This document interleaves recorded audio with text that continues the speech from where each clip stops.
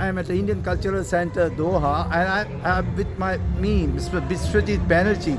He's part of the Indian Cultural Center, and an interesting program is taking place. In fact, every Wednesday there is a program taking place at the Indian Cultural Center.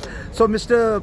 Biswajit, tell us about this Raj Kapoor 100 program which is taking place today at the center. Yeah, this is basically to remember Raj Kapoor 100, and this program is conducted by Indian Cultural Center with association with Master Arts, and all the students of Master Arts are participating in this program.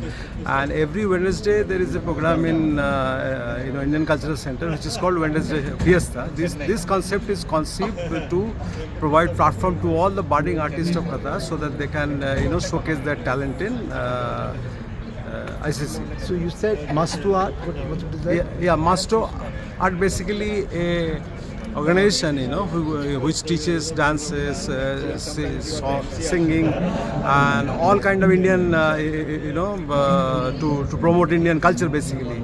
So this program is doing by ICC in association with Master Arts.